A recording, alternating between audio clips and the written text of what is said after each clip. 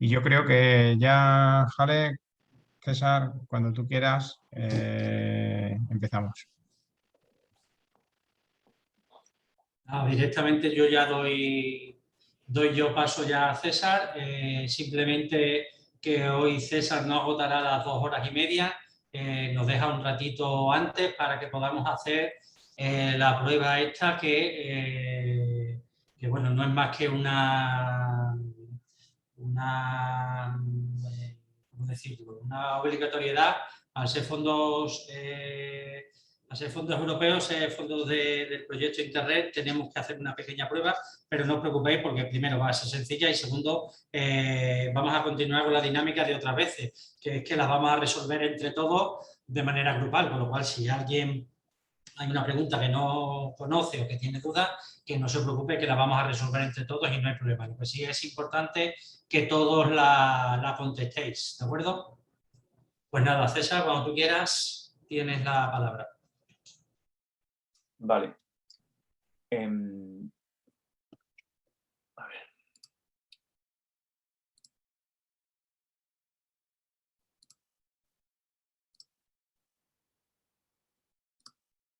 Bueno, pues ayer nos quedamos justo en este punto donde, bueno, vamos a darle para atrás para que veamos. Simplemente estuvimos hablando de los 3 círculos de dónde se quedaba cada cosa y las intersecciones que podía haber. Y la intersección de los 3 conjuntos, pues era lo del Data Analytics. Hablamos un poco, bueno, también del Business Intelligence con los 2 niveles, el operacional y el analítico y estratégico, que quizá sea el que cobra más valor debido a que ahí es donde se toman las decisiones, ¿no? Aunque últimamente también se hace el Business Analítico también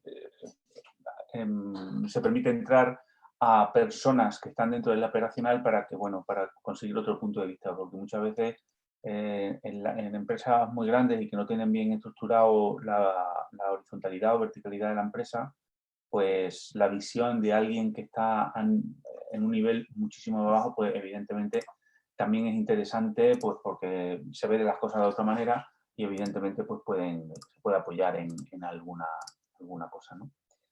Y bueno, nos quedamos aquí que, bueno, que el Business Intelligence era quizá demasiado restringido, aunque podía apoyar al conocimiento, de hecho lo apoya, pero que había muchas veces que se iba a ciegas hacia adelante, ¿no? Entonces nos planteamos, que fue donde nos quedamos ayer, que era lo que hacemos, qué podemos hacer. Bueno, realmente en Business Intelligence lo podemos dividir en 2 partes. Una cosa que es el Business Intelligence que ya hemos comentado, donde el foco de análisis es principalmente descriptivo, ¿no? Si veis, pues trata de qué es lo que pasó a través de los reportes estándar o reportes ad hoc de las cosas que queramos, cuánto vendimos, dónde, cuándo, por qué. Luego sigue subiendo podemos decir, complejidad de análisis y llega a un análisis ya diagnóstico del pasado, no qué pasó, sino por qué pasó, ¿no? Pues bueno, cosas que ya sabéis, pues como los queries SQL a la base de datos, los procesamientos en línea de OLAP, acordaros de los 3 tipos que había, que realmente nos ayudan, o los cuadros de mando, las alertas que se establecen, los KPI, etcétera. Y esto nos ayuda a por qué pasó. Realmente seguimos hablando de pasado.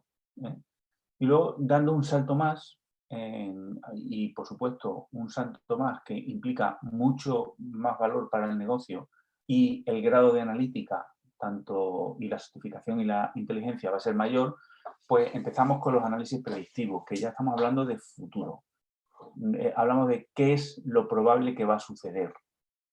No tomo mis decisiones solamente por qué pasó o qué pasó, sino qué es lo que va a pasar. Ahí pues ya empezamos con análisis estadístico, que ya vamos a ver algunas de las técnicas que hay o algunos de los modelos que hay. Hablamos de predicciones, por ejemplo, cuál es la predicción de ventas que tenga para dentro de un mes. Que realmente si nos basamos en un histórico, pues vamos a aceptar en mayor medida, pero acordaros de esas variables de entorno que hablamos ayer, que también son importantes a la hora de determinar pues una predicción, ¿no? lo que pasó hace 5 años o hace 5 meses, en la misma época del año, no quiere decir que vuelva a pasar ahora porque hay otra serie de circunstancias que cambian, ¿no? Que son cambiantes. Y luego ya seguimos aumentando el valor de negocio y seguimos aumentando la complejidad analítica y nos encontramos en el análisis prescriptivo, que realmente es lo que todos aportan valor, pero el análisis prescriptivo, que también habla del futuro, aporta un valor importante, que es qué necesitamos hacer. ¿Mediante qué herramientas? Herramientas de simulación, qué clientes van a comprar, por qué van a comprar, qué ocurrirá próximamente y mediante herramientas de optimización. ¿Qué ofrecemos, a qué precio y por qué canal? Esto es un ejemplo, evidentemente esto se puede desarrollar muchísimo más, pero bueno, es un ejemplo para que veamos claramente las bondades que tiene el Business Analytics. Aquí podéis ver pues, una diferencia entre Business Analytics y análisis predictivo. El BI que captura y analiza, el análisis predictivo predice comportamientos y preferencias en base a patrones que hemos detectado. El BI es descriptivo, como ya hemos dicho, y sin embargo el análisis predictivo pues, es como su propio nombre indica, es predictivo. BI generalmente trata sobre el pasado y el análisis predictivo trata sobre el futuro. Bueno, preguntas que ya las hemos visto en la diapositiva anterior. Aquí sí es importante, si os dais cuenta, hay en ACISAS tenemos los datos no estructurados y los datos estructurados. Y luego tenemos la profundidad del análisis. Con datos estructurados pues vamos a hacer pues, lo que hemos comentado.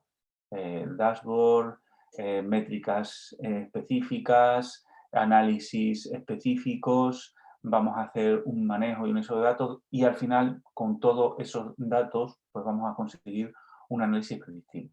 Sin embargo, con los datos no estructurados, que están basados a la vez de la búsqueda en aplicaciones, generalmente van a ser formatos no estructurados como es texto, texto y palabras, que ya sabéis que necesitaríamos técnicas de procesamiento de lenguaje natural para poder sacarlas y para poder explotarlas. Y al final lo que vamos a hacer es conseguir un análisis de sentimiento. Con este análisis de sentimiento es totalmente complementario con ese análisis predictivo, porque en función de los patrones o de los cambios del comportamiento vamos a poder apoyar o vamos a poder meter factores de corrección dentro de esos análisis predictivos.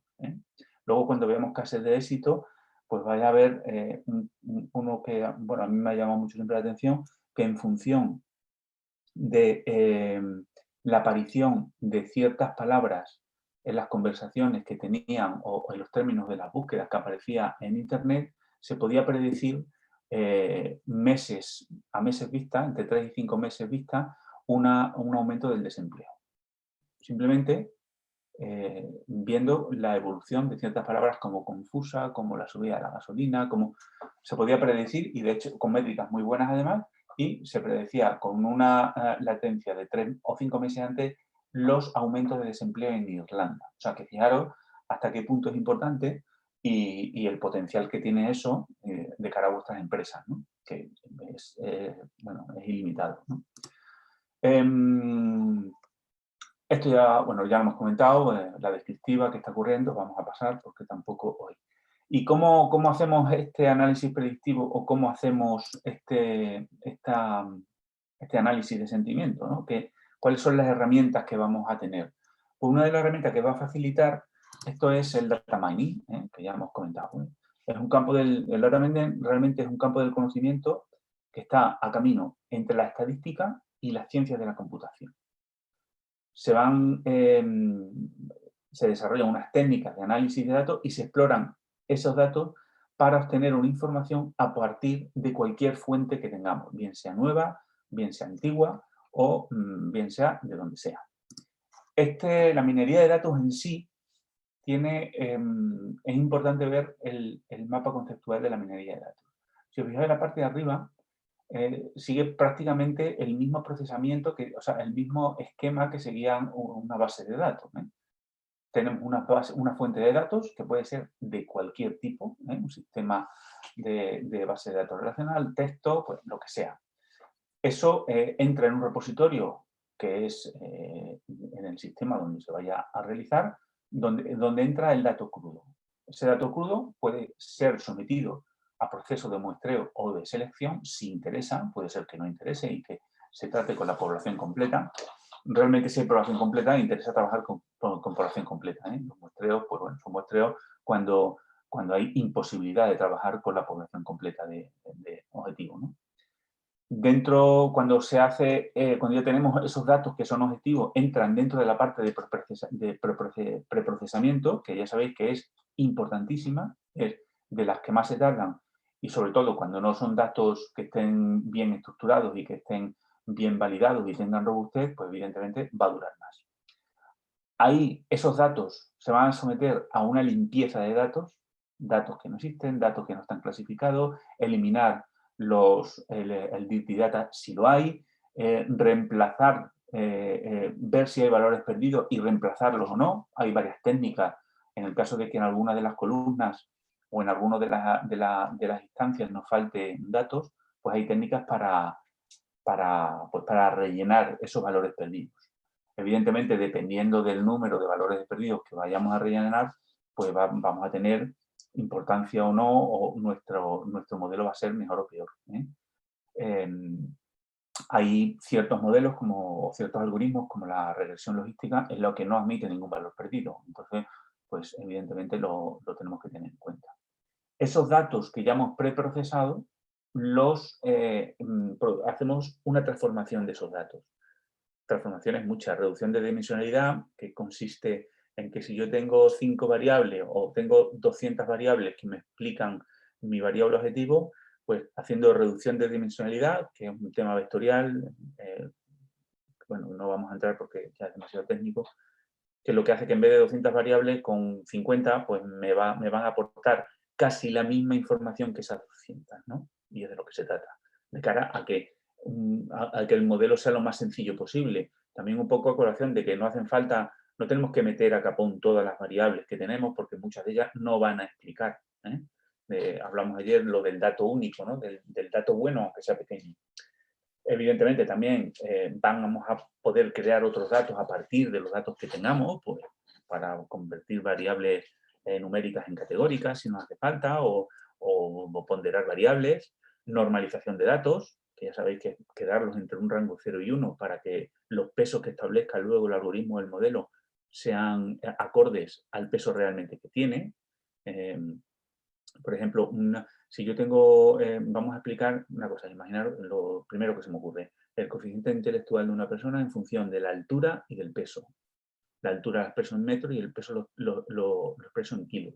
Si eso lo meto en cualquier modelo de regresión, ya sea lineal o logística, me va a identificar como que le va a dar más importancia a la variable peso, puesto que es mucho mayor, porque están en las mismas unidades. El modelo identifica 80 y identifica 1,70, pero no sabe que 1,70 son metros y 1,80 son kilos. Entonces, la variación de una unidad en el peso prácticamente no va a ser lo mismo que la variación de una unidad en la altura. Y de ahí viene la normalización de datos para que los datos estén todos entre un rango 0 y 1 y la asignación de peso y las ponderaciones, porque luego hay unas funciones de pérdida, unas funciones de activación que tenemos que tener en cuenta, pues evidentemente va a ser mejor. Y luego, pues, correlacionar variables, porque ahí lo que estamos haciendo es una exploración y una transformación de los datos. Y luego, posteriormente, ya esos datos transformados los sometemos al modelo que nosotros consideremos oportuno, evidentemente probando varios modelos, porque no hay un solo modelo que valga para todo, o no hay ninguna regla escrita que para esto se utiliza este modelo, no. Porque muchas veces hay varios modelos que confluyen, o incluso primero hay que utilizar un modelo y luego hay que utilizar otro. Eso ya forma parte ya de lo que es la propia estrategia analítica. Para al final conseguir esos patrones, esos reconocimientos de patrones, para que posteriormente se vuelvan a evaluar y se vuelvan a interpretar. Hay que hacer una reevaluación. cualquier punto de minería, o sea, cualquier paso de minería de datos, o sea, tiene, o sea, el flujo de la minería de datos es esta, ¿eh? Primero es la comprensión del negocio, que es pues quizás de lo más importante. Luego está el entendimiento de los datos, la preparación de los datos, modelado, evaluación y puesta en producción. ¿Qué ocurre? Siempre podemos volver atrás, pero si os dais cuenta que de la preparación de los datos al entendimiento de los datos, no hay flechita que vuelva. Eso no quiere decir que no se pueda volver. Eso lo que quiere decir es que antes de preparar los datos, el técnico de datos o el ingeniero de datos tiene que estar completamente convencido y tiene que saber perfectamente de cuáles son esos datos, de entender esos datos. Porque hay una serie de, bueno, pues, no de variables, pero bueno, la comprensión del negocio que va a hacer es lo más fundamental. O sea, muchas veces cuando me plantean un problema que puede ser tratado con data mining, una de las cosas donde se pierde, no se pierde mucho tiempo, se emplea mucho tiempo en esa comprensión del negocio. Si yo no sé perfectamente cómo funciona el negocio, difícilmente voy a poder modelar ningún tipo de algoritmo ni hacer nada, porque es fundamental, porque hay una serie de variables que son fundamentales a la hora de conocer, ¿no? Y de no intentar buscar correlaciones que en principio son absurdas o cosas que no tienen sentido. Entonces esa es la parte más importante. Luego viene la compresión de los datos para saber qué son esos datos, tengo que saber explorarlos, la preparación y luego ya todo, el modelado, generar el plan de prueba, la evaluación del negocio que me puede volver para atrás en cualquier momento, porque bueno, puede ser que el modelado no haya sido bueno o que me dé cuenta que pasa mucho que cuando estás en una fase de modelado te das cuenta de que hay datos que están mal, que hemos fallado en cualquier tema de datos o que no hemos hecho bien una normalización o que no se han validado ciertos campos, bueno, 1000 problemas que pueden surgir con los datos, ¿no? Entonces, pues a partir de ahí, evidentemente, pues tendríamos que volver para atrás. Hasta que cuando volvamos otra vez a la evaluación del negocio sea lo suficientemente bueno como para seguir adelante. Aquí, aquí os voy a presentar que es, bueno, esto es un programa, es muy intuitivo, es un programa que es de muy fácil uso. Bueno, lo único, evidentemente, hay que saber cuáles son las características de cada una de las herramientas que da. Es un programa de data mining, se llama, es de IBM, el Model Statistic. Si os dais cuenta, en la parte derecha de la pantalla, hay, en esta parte, está el modelo CRISP-DM, que como modelo es, para data analítica hay CRISP-DM, hay otros muchos, pero CRISP-DM es el que más, digamos, el que más está, o sea, el que más se usa, ¿no? Y fijaros que vienen carpetitas como comprensión del negocio, comprensión de los datos, preparación, modelado, evaluación y distribución, para que todas esas cosas que se van haciendo se van metiendo en esas carpetas y en todo momento podamos volver para atrás y sepamos qué es lo que ha pasado, ¿no? Aquí en esta carpeta no solamente se van a meter cosas analíticas o tablas, ¿no? También se van a meter pues, documentos que sean necesarios, pues en compresión del negocio, pues tengo que saber pues, de qué va el esto, si hay algún convenio asociado a este negocio, cómo influye eso, el número de trabajadores, por qué están ahí, aspectos demográficos de la plantilla, 1000 cosas que puedan luego influir directamente. Todo, claro, en función de cuál sea el objetivo del análisis que se va a hacer, ¿no?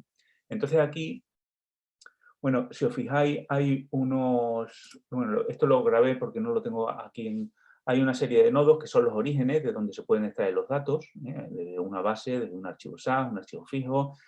Aquí utilicé un archivo de Statistic que es de SPS y lo primero que hay que hacer, pues bueno, es buscar dentro del archivo, es coger a ver si lo digo que estoy espeso. ¿Y esto? Porque esto se ha parado. No se ha parado. Ahí lo que voy a hacer es vincular el archivo de SPS Statistic con el modeler, porque es cuando mejor trabajo, que en este caso es un archivo de bueno, un archivo para predecir la incapacidad que va a tener un paciente cuando está de baja, ¿no?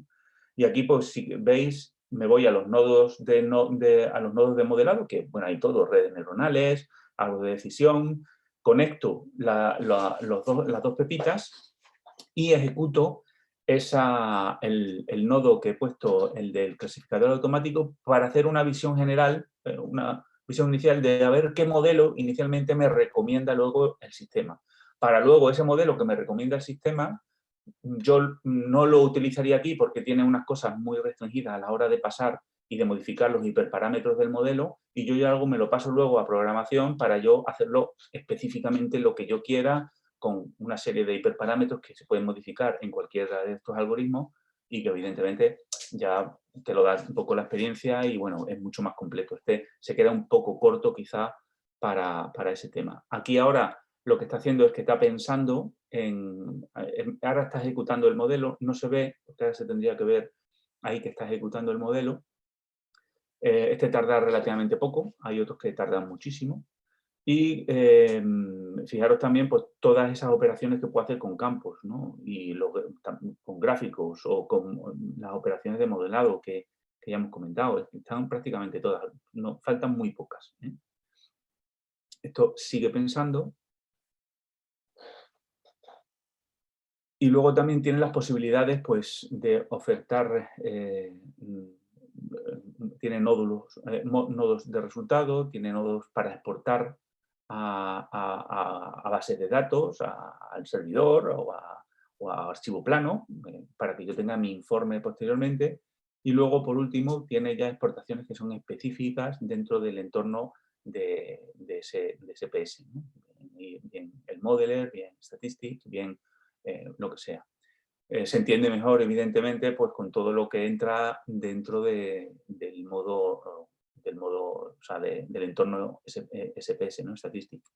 Y aquí al final pues me ha sacado la pepita con el resultado que me da, ¿no? Y este resultado, esto se tendría que abrir y no sé, claro, como es una pantalla aparte. Bueno, aquí lo que ha pasado es que se abre y me aparece una pantalla que me dice cuáles son los clasificadores que más se adaptan a estos datos que yo tengo. Que en este caso daba una clasificación con un árbol de decisión, un tipo C5, un CHET5, y bueno, simplemente para que veáis un pequeño ejemplo de cómo puede funcionar Bien, esto ha empezado de nuevo. Entiendo que me tendré que ir para seguir. Bien, ¿aquí qué pasa? Esto de la Binary Data, muy bien, pero igual que hicimos la pregunta al principio de cómo, ahora hacemos la pregunta de que si solo con esto, ¿eh? Aquí vemos a Hammerholt, que hizo El Gran Capitán en libre integral sin cuerda.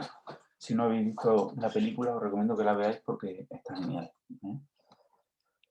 Y aquí es donde entra, pues, digamos, lo más relevante, no nuevo, porque la inteligencia artificial ya es antigua, y entra, pues, la inteligencia artificial, que es lo que vamos a ver ahora, ¿no? La inteligencia artificial realmente se aplica cuando una máquina imita las funciones cognitivas que los humanos tienen o asocian con otras mentes humanas. Como por ejemplo, intenta conceptos como percibir, como razonar, como aprender, como resolver problemas. Eso generalmente la máquina per se no lo hace. Otra definición podría ser que es la capacidad de un sistema para interpretar correctamente datos externos, para aprender de esos datos y emplear esos conocimientos para lograr tareas a través, pues bueno, de una adaptación flexible a esos datos. Si os fijáis, se podría establecer un símil como que los ordenadores, las máquinas, simulan, o podría ser el hombre, el cuerpo humano, los chips, los procesadores, la GPU, pues sería nuestro cerebro. Y hay por ahí artículos que hablan de la capacidad de la RAM que tiene nuestro cerebro. No me acuerdo de memoria, pero hay algún artículo interesante. Y luego el software sería pues, ese pensamiento, esa función cognitiva que tiene el ser humano, ¿no? Que es la que emplea luego para desarrollar pues el resto de cosas. Dentro de Big Data, de Big Data, inteligencia artificial, pues también se establecen estos círculos que evidentemente se interrelacionan, ¿no? Y que tienen puntos de conexión. Si os dais cuenta, por ejemplo, dentro de la inteligencia artificial tenemos muchas otras cosas, aparte del Machine Learning, que lo vamos a ver ahora, solamente a hablarla, no vamos a entrar en detalle porque no tendríamos tiempo, ¿no? Y dentro del Machine Learning, el Deep Learning, que también lo veremos. Y veis que tienen puntos de actuación, o sea, tienen puntos en común tanto con el Data Mining como la Data Ciencia. El Big Data podría ser el combustible de la inteligencia artificial, de una manera. Y de la misma manera que el Big Data es necesario para la inteligencia artificial, lo mismo pasa al contrario, ¿no? Ten en cuenta que ya hemos hablado de la cantidad de ingentes de datos no tendrían el valor que tienen si los modelos de inteligencia artificial no son capaces de desbloquear ese modelo de esos datos y transformarlos en inteligencia. Cualquier duda, me paráis, ¿eh? Bien, esto es una clasificación de todas las posibilidades que hay dentro de la inteligencia artificial. Pues una de ellas es el Machine Learning, que es la que más se conoce, con Deep Learning y los análisis predictivos, etcétera, que ya los veremos ahora más adelante, incluso pondremos algún ejemplo. Luego tenemos el procesamiento de lenguaje natural, con sus particularidades, la identificación de voz, los sistemas expertos, muchos basados en lógica borrosa o en lógica difusa o en Faciloic. Y luego, pues, la investigación operativa y robótica y visión. Visión profunda con recognición de imágenes y con visión artificial. Que esto, pues, también está muy en boga porque realmente hay algoritmos por ahí que no nos va a dar tiempo porque tardan mucho y sobre todo tardan mucho en ejecutarse y en aprender. Y aparte, tendríamos que meternos con Google, con una aplicación de Google, que es el Google Collaboratory, que te permite programar en Python dentro de Google. Hay una versión gratis, luego hay una versión que te da mucha más eso, pero por ejemplo tiene una GPU que la GPU que tengo yo no es tan potente como la que tiene el Google Collaboratory, por ejemplo. Entonces, pues evidentemente a la hora de ejecutar algoritmos de visión profunda con redes convolucionales, tardaríamos días en hacerlo, ¿no? Vamos a empezar con el análisis predictivo, que el análisis predictivo realmente es una forma de análisis estadístico, ¿no? Que lo que se va a encargar es de obtener información nueva, nueva o histórica, y la va a utilizar para predecir unos patrones de comportamiento. Esto se puede emplear para cualquier tipo de evento, bien sea del pasado, del presente o del futuro, ¿eh? Porque también se pueden meter, es un poco ya de ciencia ficción, pero hay algunas técnicas por ahí de anidación que se hacen, que es yo hago un modelo predictivo, en base a ese modelo predictivo creo un modelo prescriptivo y con los resultados de ese modelo prescriptivo realimento el modelo predictivo. Un poco darle ya meternos mucho en jaleo, pero bueno, que sepáis que hay técnicas de ese tipo, ¿no? Y luego, estos modelos de análisis predictivo realmente son modelos matemáticos que lo que van a hacer es predecir el comportamiento de una variable en función de un conjunto de variables. Cuanto más relacionadas estén ese conjunto de variables predictoras con la variable a predecir, pues más exactas van a ser las predicciones. Y esta exactitud o no de las predicciones lo vamos a saber a través de unas métricas, o sea, de unos indicadores, digamos, que nos van a decir cómo tan buenos son nuestros modelos. Muchas veces oímos en la prensa, se ha hecho un modelo predictivo para tal, para cual o para cual. Aquí nadie habla de métricas, porque las métricas son importantes. Yo métricas por debajo del 80%, para mí no valen. O sea, resultados de métricas por debajo de un 80% de precisión, por ejemplo, para un problema de clasificación, yo lo considero un fracaso. Pero bueno, luego ya cada eso tiene su dintel, ¿no? Y hay cosas que pueden valer para algo o pueden ayudar. Tampoco hacen falta que un modelo predictivo me dé una decisión del 100% o una precisión del 100%, porque es prácticamente imposible. Pero bueno, me puede dar una idea o ayudar, que sé que, bueno, que voy a fallar un 20%, pero gano un 80%. Hay un Pareto que me puede interesar cogerlo o no cogerlo, ¿no? Luego está la eficiencia paretiana, que eso sería otro tema, ¿no? Que eso no es el caso de tratarlo ahora. Bueno, Machine Learning o aprendizaje automático es un tipo de inteligencia artificial, como hemos visto, que proporciona a las computadoras la capacidad de aprender sin ser programadas explícitamente. Hay que hacer una programación, evidentemente, pero en la manera que ellas aprenden no tenemos que decirle cómo, sino porque ellas lo van a hacer, a través, evidentemente, de las librerías de algoritmos que nosotros le hemos colgado, no es que la máquina sepa lo que tiene que hacer, ¿no? El aprendizaje automático se centra en el desarrollo de programas informáticos que pueden cambiar cuando se exponen a nuevos datos. Es decir, yo tengo unos datos, creo un modelo de Machine Learning con esos datos y ya explicaremos el proceso porque no es exactamente así, es un poco más lioso. Y luego, cuando yo tengo nuevos datos, lo único que tengo que hacérselo es metérselo a ese modelo para que me diga cuáles son esas necesidades. Es decir, imaginaros que yo tengo un problema que tiene 5 variables predictoras, es decir, que son las que me van a predecir o las que yo voy a utilizar para predecir mi variable objetivo, y el resultado de esa variable objetivo. 5 predictoras y cada una con su objetivo, ¿no? Con su variable objetivo hecha. Eso se lo meto a un modelo, el modelo aprende de esos datos y cuando yo le meta otra vez variables predictoras en las que no sé cuál es el resultado, ese modelo me va a brindar el resultado metiendo esas variables predictoras en el nuevo modelo. ¿Qué ocurre? Cuando esos datos estén otra vez validados, porque realmente ha ocurrido así, yo esos nuevos datos ya con las variables predictoras y con las variables objetivas validadas, lo vuelvo a meter en el modelo para que siga aprendiendo de nuevos datos. Y con el objetivo de que yo aumente la precisión de esos datos. Aquí vemos dentro del Machine Learning, que quizá a efectos empresarial pues, puede ser lo que más interesa. Hay otras, porque por ejemplo el reconocimiento de voz, reconocimiento de imagen, pues también es interesante, ¿no? Y los sistemas de planificación operativa, pues también. Pero bueno, en principio vamos a tirar por aquí y tenemos estos 3 tipos. El Machine Learning, el aprendizaje automático supervisado, el aprendizaje automático no supervisado y el aprendizaje por refuerzo, que lo vamos a ver poco a poco, ¿no? Realmente están, no es que estén interrelacionados, pero que forman parte todos dentro de Machine Learning. Para que nos hagamos una idea, fundamentalmente se distinguen 2 categorías de problemas que pueden resolverse con aprendizaje automático.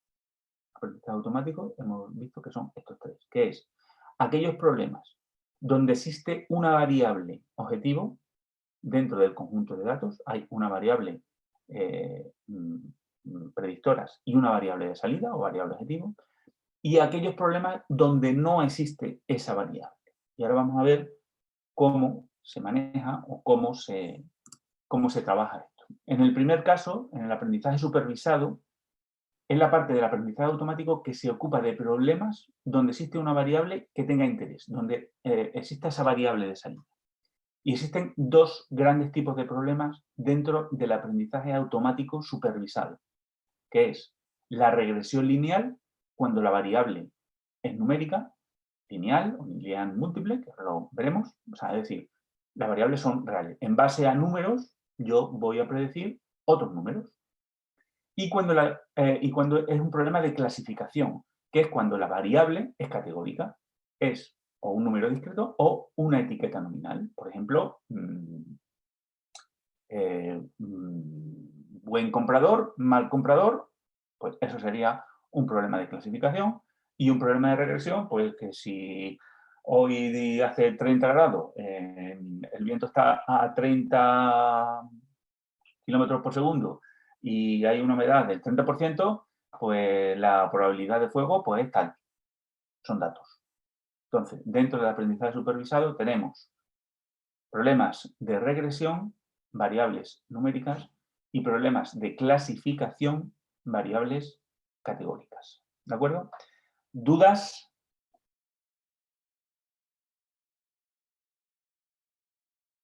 Entiendo que no, con el silencio.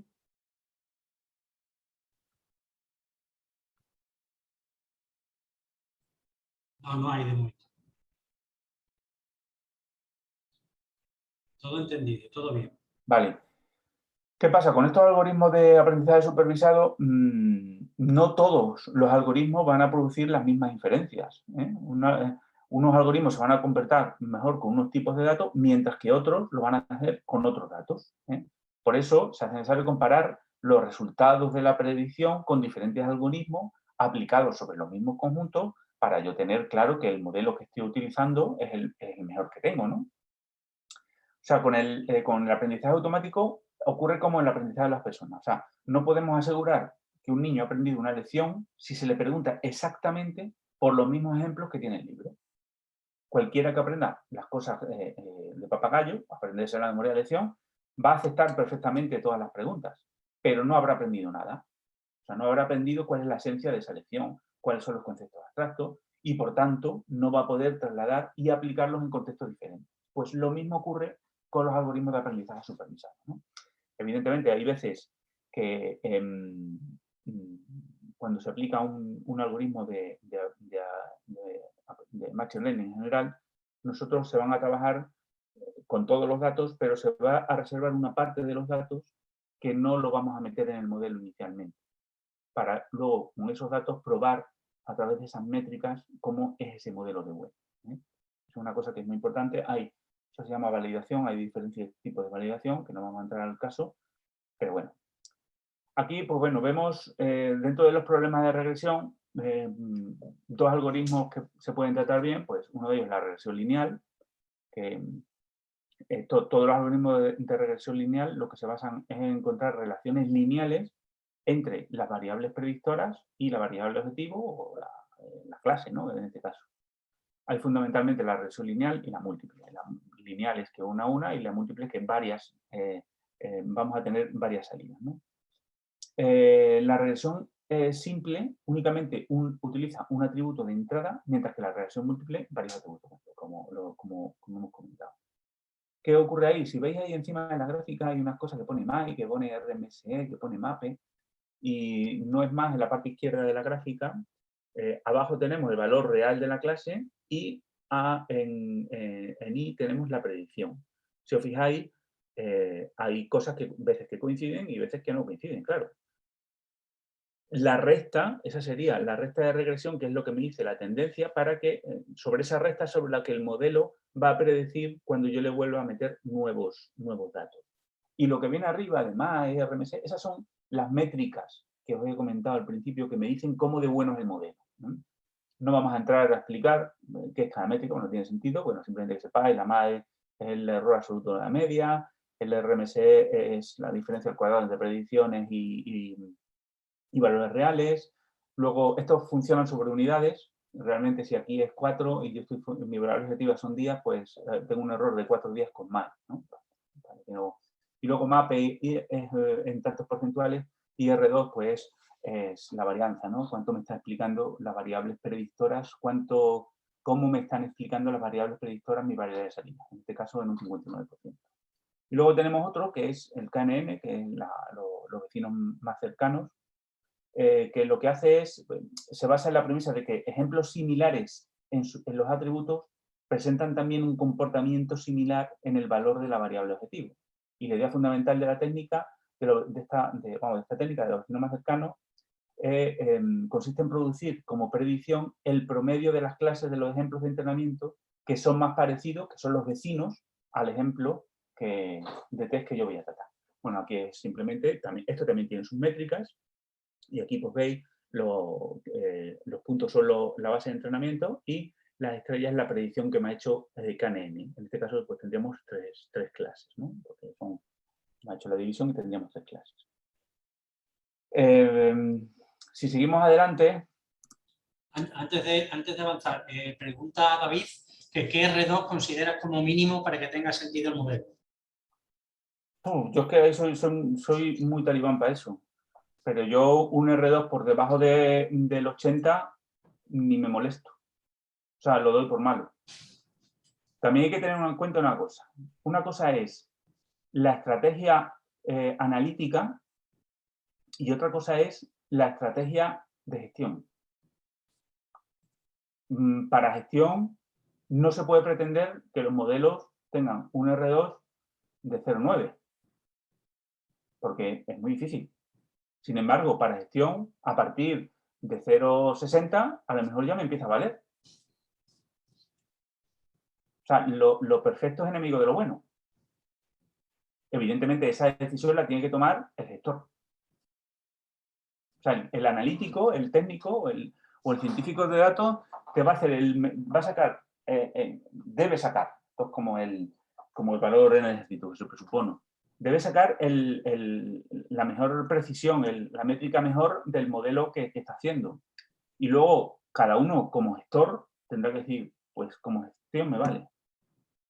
Por ejemplo, vamos a poner un caso, un caso real, que lo vamos a ejecutar luego, que matemáticamente a mí no me convence, pero la empresa compró ese modelo. Porque desde el punto de vista de gestión, pues era lo suficientemente bueno como para ponerlo en producción. ¿Vale? Bien, tenemos aquí otro aspecto que es la regresión logística. Dentro del aprendizaje supervisado, como habíamos hablado, y es un problema de clasificación, ¿no? A pesar de que diga regresión, no es un problema de regresión, es un problema de clasificación, ¿vale? Pero bueno, para que lo sepáis. Aquí lo que se trata en la regresión logística, hay regresión logística multiclase, bueno, hay regresión logística binaria para datos que son binarios, para datos multiclase, pero bueno, no es el caso, ¿no? Y aquí lo que se trata es que en función de todas las variables que tengo, que pueden ser o 0 o 1, lo que se establece es una función de probabilidad, que es esa S que me crea ahí, para que me va a decir que en función de las 5 variables predictoras que tengo, pues hay una probabilidad de que sea 1 en un 0,8%. ¿Vale? Y luego yo ya, el gestor ya pone el dintel. Oye, pues mira, todo lo que esté que me haya dado como por encima de 0,6, yo lo voy a considerar como 1. Y todo lo que me dé por debajo de 0,4 lo voy a considerar como 0. Evidentemente, simplemente lo que hace es clasificar en clases en función de las variables que tenga. Y esto también tiene unas métricas, que en este caso las métricas aquí, bueno, serían otras, la exactitud, la precisión, la sensibilidad, y el F1, que es una media armónica de la exactitud y la precisión, de la precisión y la sensibilidad, perdón, y bueno, pues también que me va a decir si son buenas o si es malo mi modelo, ¿no? Que en definitiva, no vamos a entrar a definir qué es cada cosa porque no tenemos tiempo en esta cosa. Aquí, por ejemplo, otro de los problemas de clasificación, aparte de la regresión logística, también lo podemos hacer con árboles de decisión, que evidentemente seguramente estáis más familiarizados y lo habréis oído más, ¿no? Aquí hay un ejemplo muy claro que, bueno, en función de la predicción del tiempo, de la temperatura, no de la predicción, del tiempo real, de la temperatura, de la humedad y del viento, hay que tomar una decisión si se juega tenis o no se juega tenis, o se desarrolla el torneo o no se desarrolla el torneo. Evidentemente, aquí tenemos una tabla, pero esta tabla, tirarla para abajo porque tiene muchísimos más datos de muchísimo tiempo, ¿no? Aquí, pues bueno, yo sé que si el tiempo, en un caso que el tiempo estaba soleado, la temperatura hacía calor, había una humedad alta, pero no había viento, no se jugó al tenis. Sin embargo, que en las mismas circunstancias, pero que sí había viento, tampoco se jugó al tenis. Y cuando estaba nublado, hacía calor, la temperatura estaba alta, estoy aquí, en la tercera instancia. La humedad alta y el viento, eso, pues sí se puede tener. ¿Qué hace el árbol de decisión? Va a establecer unos nodos que me van, empezando por aquellos nodos que más me dividen o que más me van a acertar en cuanto a la toma de decisión. Entonces, este es un ejemplo que hay. Esto se somete se pasa a un árbol de decisión, a un algoritmo, y al final, pues el algoritmo lo que me dice que lo más definitorio, lo que más define inicialmente, que es el nodo padre, el nodo raíz, todos los demás son nodos hojas, lo que más me define es que el tiempo que haga, si hace calor, si está soleado, si está nublado, si está lloviendo, es lo que más lo que más importa inicialmente para decidir si juego a tenis. Luego me va a decir que lo que más importa es, dentro de ese tiempo, si está soleado, si está nublado o si hace lluvia. Directamente, si está nublado, se juega tenis. Si está soleado, me abre otro nodo. Y me tira la humedad. Dependiendo, si hay humedad alta, no se juega tenis. Si hay humedad normal, sí se juega tenis. Y por la otra parte del árbol, si el tiempo está lluvioso y si el tiempo está lluvioso y el viento es fuerte, no se juega tenis. Sin embargo, si el tiempo está lluvioso y el viento está normalito, pues sí se juega tenis. ¿Qué ocurre? Todos estos árboles, al árbol de decisión, tú ejecutas el árbol, tienen muchos hiperparámetros que puedas modificar. Luego se pueden hacer podas de este árbol. Es decir, mira, yo es que nada más que quiero que me haga un nodo raíz y que luego haya 4 nodos padre, 4 nodos hijos, yo no quiero más. ¿Por qué? Porque si yo hago un árbol infinito de decisión, lo que voy a conseguir es exactamente lo que tengo en esta tabla. Me va a crear un nodo por cada una de las instancias que yo tengo en la tabla. Y evidentemente eso es engañarse, eso no vale para nada. ¿De acuerdo? Entonces que sepáis cuál es el funcionamiento fundamental de un árbol de decisión que también tiene las métricas igual, son las mismas métricas de clasificación que tenía la regresión logística. Bien, ¿dudas sobre esto? Vale. Pasamos al aprendizaje no supervisado. Acordaros, había supervisado y no supervisado. El aprendizaje no supervisado está compuesto por técnicas que son técnicas de agrupamiento, de clustering. En el paradigma del aprendizaje no supervisado se asume que los ejemplos del conjunto de entrenamiento, acordaros que hacíamos un entrenamiento y luego, se agrupan de manera natural en sus conjuntos. Seguramente algo parecido a los vecinos más cercanos de la regresión, pero no exactamente igual. Y el objetivo de estas técnicas pues, es conocer e identificar esos subconjuntos. O sea, no hay. ¿Qué característica tiene? Que no hay ninguna variable que tenga que predecir. Simplemente me agrupan por las características que tengan cada uno, pues me agrupan eso. Ahora me agrupan los ejemplos. Ahora lo vamos a ver con una cosa más. Aquí vamos a pasar por encima porque esto está bastante complejo de entender así, simplemente que os suene y que sepáis que existen. Dentro de los problemas de agrupamiento tenemos el Camins, que bueno, es uno de los más utilizados. Luego tenemos el Camedoid, que también es otro, pero para variables categóricas. Y luego tenemos otros agrupamientos como jerárquicos, que está basado en densidad, el de Bescam, que no es el caso. Y luego tenemos otra cosa que son los análisis principal de componentes, que es la reducción de la dimensionalidad que habíamos explicado inicialmente. Que tenemos muchas variables que tal, pero reduciendo las variables voy a conseguir agrupar, producir ese agrupamiento de una manera mejor. Otros algoritmos, pues el algoritmo de EM, que no es más que esperanza y maximización, tampoco vamos a aplicarlo, algoritmos basados en grafos, el coentrenamiento, y aquí el algoritmo basado en grafos, este por ejemplo, puede ser una representación del PageRank que hablamos el primer día, acordaros, Esto es una página web que se conecta con esta se conecta con esta, pero sin embargo, a la página web solamente recibe de la D. Y en función de eso, pues se pondera los pesos y aumenta la importancia en Internet de esa página, ¿no? A la hora de la búsqueda. Ahora vamos a ver un problema de clasificación en el que no sabemos qué técnica es un ejemplo de programación. En el que no sabemos, tenemos un problema de clasificación, pero no sabemos qué técnica de inteligencia artificial vamos a emplear. Y para el ejemplo vamos a utilizar un set de datos que son de 3 clases, o sea, tiene 3 salidas.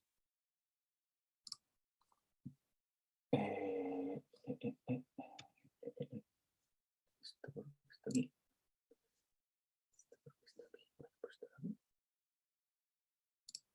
Bien, lo voy a sacar ya.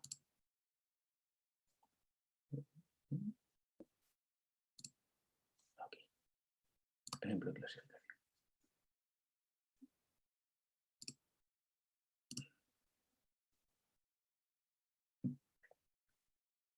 Bien, porque lo veamos mejor. Bien, directamente lo tengo aquí para no perder tiempo en eso. Bueno, aquí simplemente es un ejemplo de clasificación. Importamos las librerías, como hemos dicho. Estás viendo tu PowerPoint, ¿eh? ¿Estás viendo el PowerPoint? Ah, me tengo que salir entonces, ¿no? Tienes que dejar de compartir y volver a compartir otra vez. Tengo que dejar de compartir.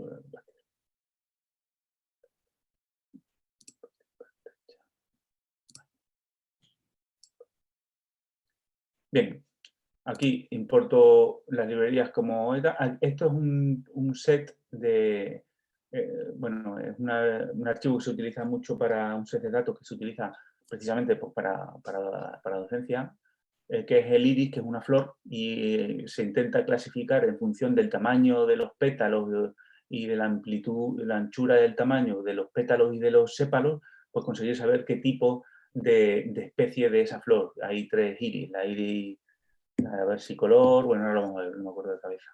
Aquí lo que hacemos es importar ese dataset que lo tenemos nosotros ya almacenado, visualizamos, pues bueno, aquí te dice que la longitud del sépalo, si mide 5,1 centímetros y la amplitud 3,5, el pétalo 1,4, pues es la iris setosa, y así con todas. La iris setosa, la iris versicolor y la otra no me acuerdo. Bueno, aquí un poco de preprocesado para eliminar la columna de identificación, que no me interesa. Aquí se analiza un poco pues, el tamaño del dataset, que es lo que hay. Hay 150, es un dataset preparado, ¿eh? No, o sea que no, esto dan buenas métricas porque es preparado. Hay 150 de cada, esto es importante porque todas las clases están balanceadas y eso pues favorece, aunque hay técnicas de balanceo, pero bueno, no es el caso. Aquí, pues, simplemente una descripción del dataset, pues, para ver las medias, la desviación, los percentiles, bueno, que me puede valer, a lo mejor en este caso no, pero en otros casos sí, que esto normalmente se hace por rutina. Aquí me dice cuánto tengo de cada cosa, importo la librería para graficar y aquí grafico. Evidentemente, solamente el sépalo ancho y alto, no meto todo porque si no, no sería. Y me dice las 3 especies en función de la longitud del ancho del sépalo y de la longitud del sépalo, que es la setosa, versicolor y virgínica, con estas cosas. Bueno, pues más o menos me puede ayudar un poco, pero no me queda claro esa función. Ahora hago lo mismo, pero con el pétalo. Y aquí parece que sí hay una clara diferencia. ¿Qué hago ahora? Importo las librerías para de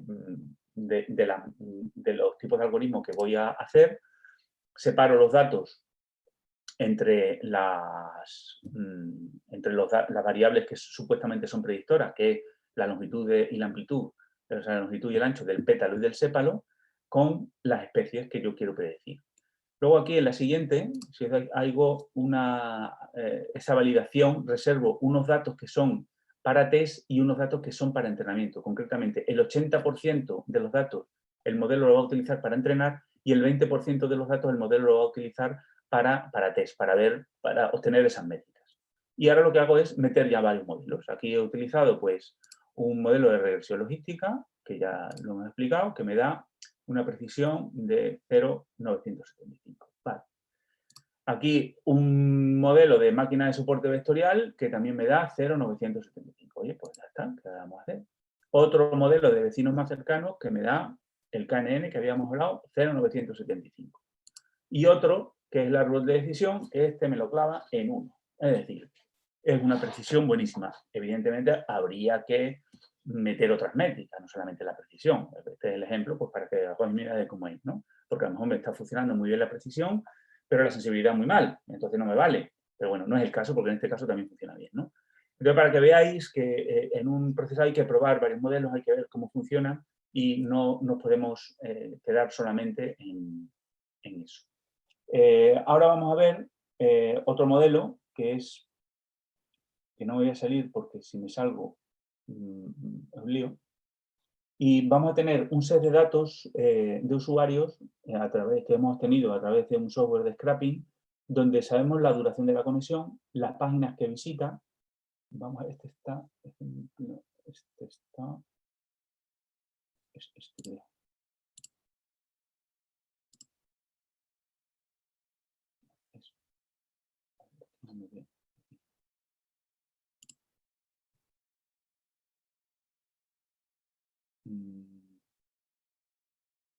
Sí, este.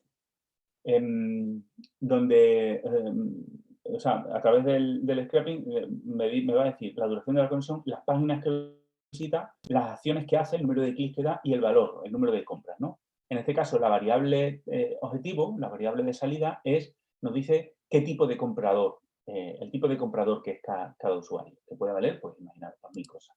Bueno, pues seguimos igual, aquí se importan las librerías, ya el set que lo tengo cargado, vemos cómo es, la duración, me dice la duración en segundo de las conexiones, las páginas que visita, las acciones que hace, el valor de compra o el número de objetos que compra y luego la clase, pues en este caso serían tipos. Volvemos como antes, hacemos una descripción pues, para ver datos exploratorios inicial de eso con los datos. Evidentemente esto no es tan rápido, esto necesita mucho más tiempo porque hay que analizarlo, hay que verlo, por qué es así, por qué no.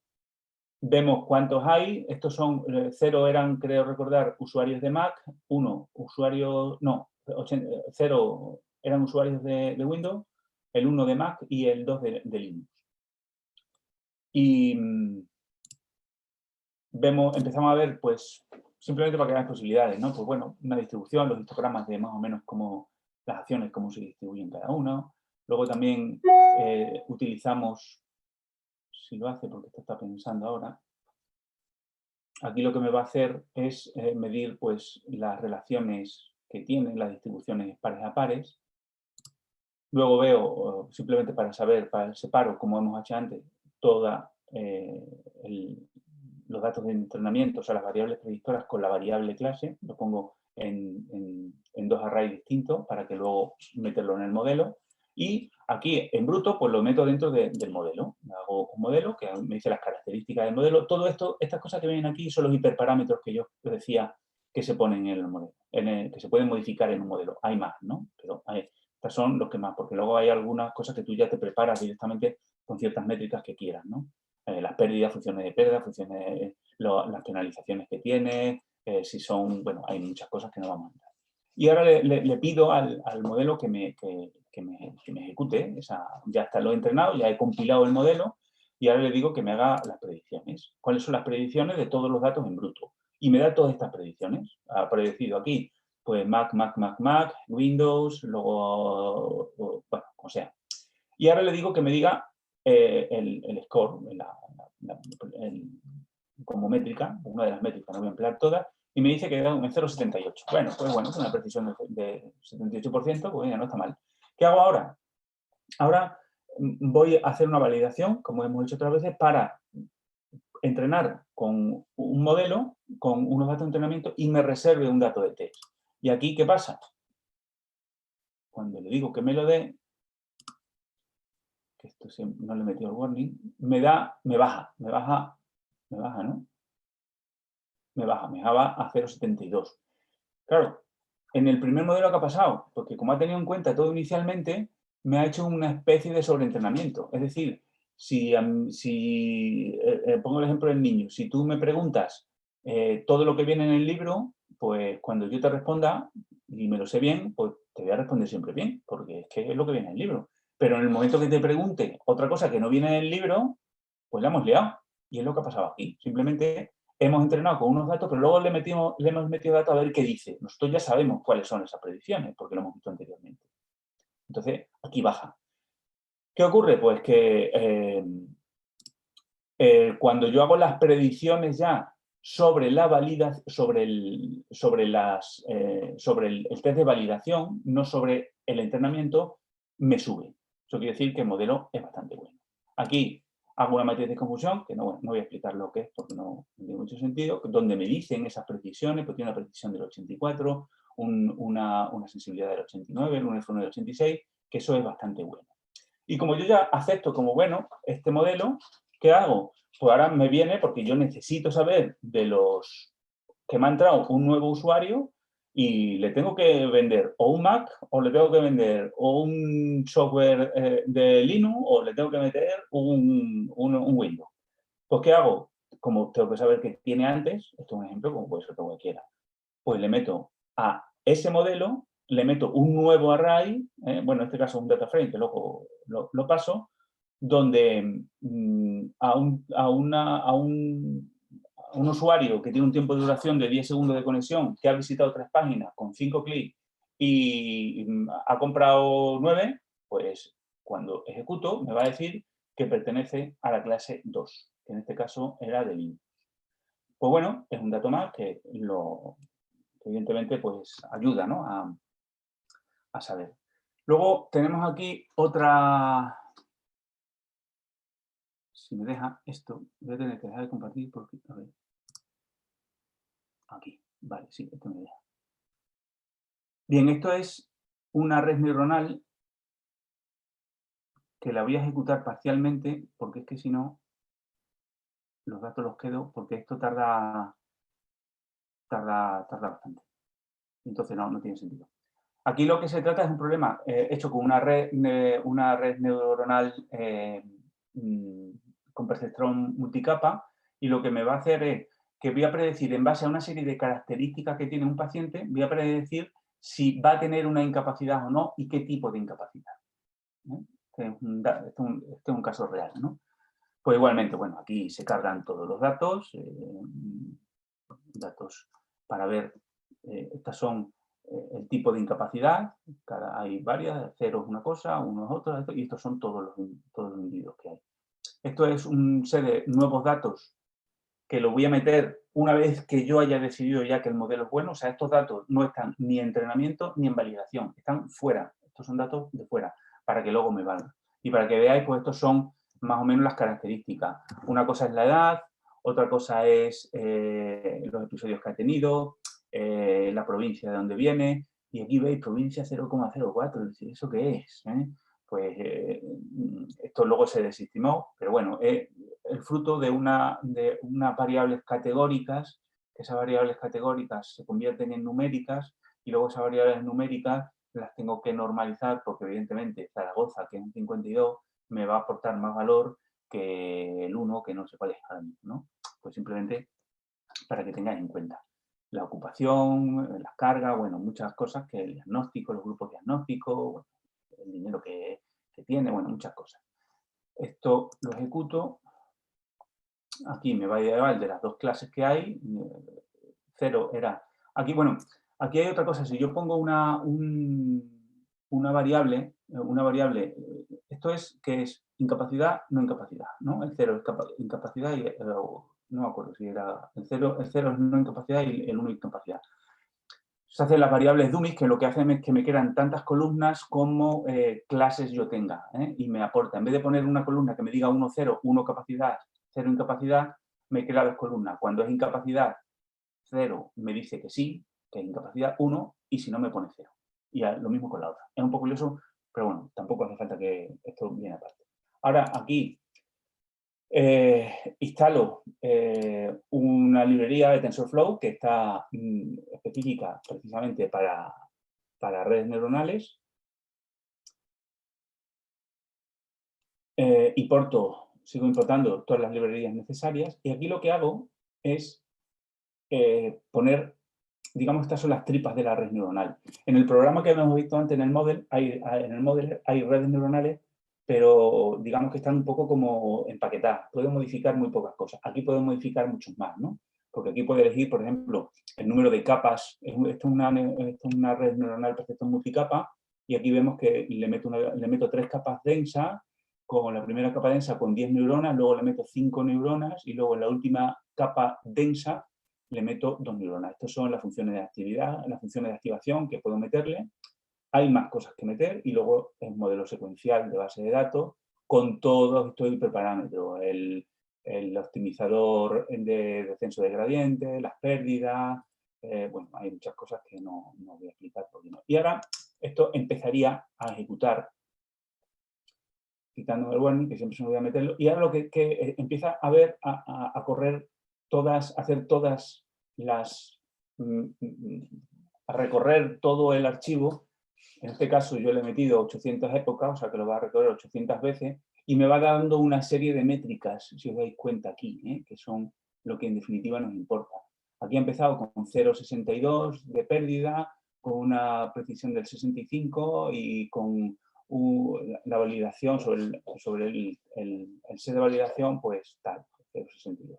Al final, bueno, esto no vamos a esperar que ejecute porque esto tarda mucho. 2 horas me parece que tarda tal. Al final lo que voy a conseguir aquí pues es, bueno, ver qué es lo que ha pasado. Esto es todas las precisiones que me ha ido dando desde el principio.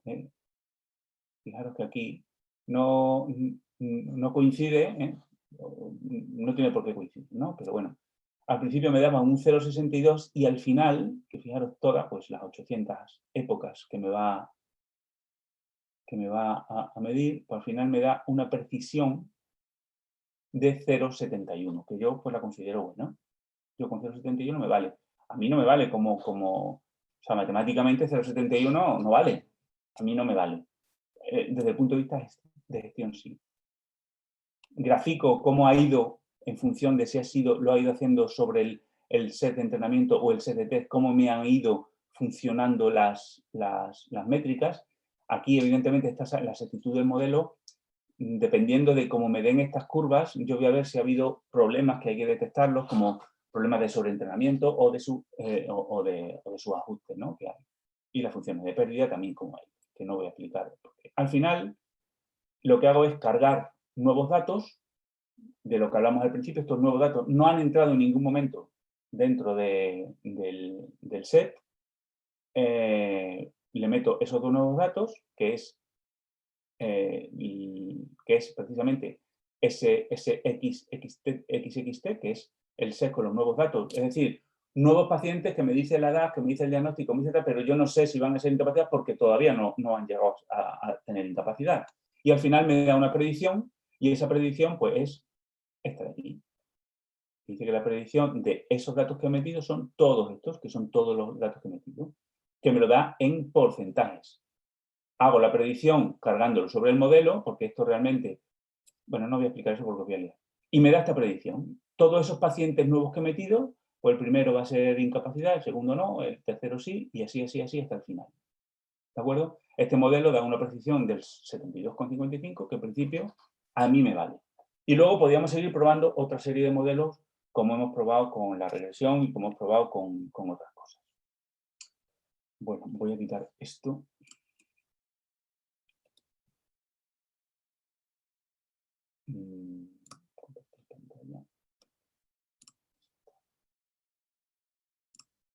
No, esto no es hombre.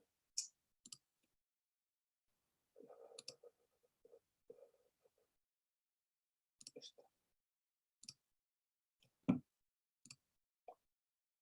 Vamos a ver. Bien, esto lo que ya hemos visto. Y ahora vamos a seguir con una parte que es muy importante. Bueno, antes de nada, ¿alguna duda que tengáis de esta parte de inteligencia artificial que hemos visto? O alguna cosa algún problema, por eso dije que fuerais pensando si teníais algún problema a la hora de que, bueno, lo pudiéramos ver o orientar en ese sentido. O si tenéis cualquier duda de lo que hemos visto, yo entiendo que es complicado entenderlo, pero bueno, el Business Analytica se basa fundamentalmente en este tipo de cosas, ¿no? Entonces, para que sepáis pues, la amplitud que tienen y todas las posibilidades que tienen, sobre todo, ¿no? Sí, César, una cuestión. Sí. Cuando se trabaja después, digamos, en un entorno ya profesional, es decir, no teórico o de desarrollo, ¿habitualmente se siguen utilizando estos libros Jupyter o se llevan estos modelos a un entorno web, por ejemplo, ¿no? Algo que permita el hacer esa predicción y que te lo pongan, digamos, en bonito. Pregunto, un poco lo que es el estándar. O sea, yo sé que se puede hacer. Hay de las dos maneras. Por ejemplo, lo que te he comentado, Google Collaboratory, si quieres hacer redes neuronales convolucionales para imagen, con un ordenador normal es imposible. Y esto te ofrece pues, una GPU bastante potente de gráficos para poder ejecutar esa red neuronal. Va a nivel profesional, se trabaja puedes trabajar de las dos maneras. Hay gente que trabaja en local con su entorno Anaconda, que realmente lo que hace es que crea una máquina para acceder a los datos, ¿no? Y hay gente que trabaja con Google Collaboratory y hay otras partes de Google Collaboratory muchísimo más potentes, y no solamente de Google, sino de IBM y de otras cosas que te van a dar lo mismo que el Jupyter Notebook, pero te lo va a dar pues con una serie de herramientas web que te lo facilitan igual. Va un poco a gustos. Yo conozco compañeros míos que son científicos de datos y que trabajan en este sentido, y hay unos que trabajan como yo, en local, con tu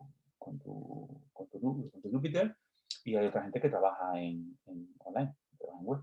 Ajá. Vale. Era simplemente curiosidad, yo sé que se puede hacer. Claro, todo va en Que- función de lo que lo necesites. Yo he cogido, por ejemplo, modelos de Google Colaboratory Sí. y los he puesto en una máquina Linux, digamos, en la que se puede consultar, un servidor, y entonces, bueno, pues esa predicción te la devuelve una vez pasados los datos de entrada, ¿no?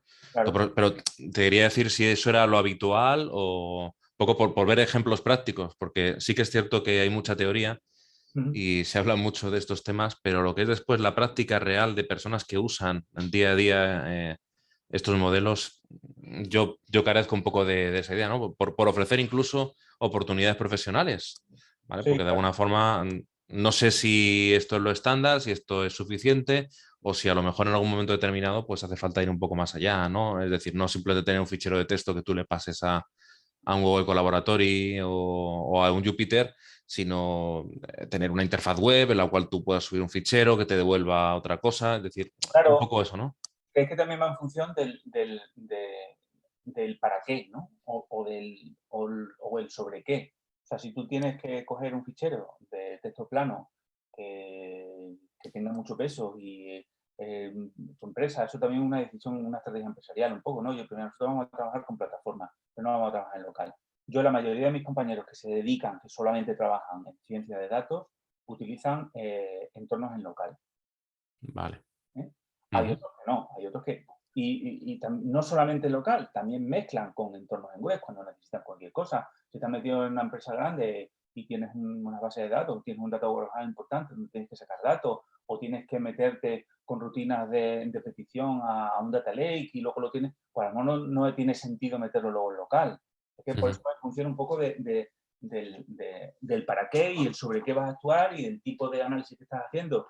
Que vas a hacer una predicción de incendio en Extremadura y tienes datos de 10 años y no te ocupan más de 3 gigas, pues a lo mejor te interesa hacerlo en local, yo qué sé. Sabes que depende de muchas cosas, no hay una regla, no hay una regla. Vale. Perfecto, gracias. ¿Alguna duda más?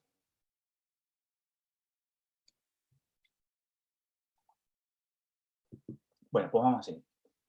Bien, el análisis prescriptivo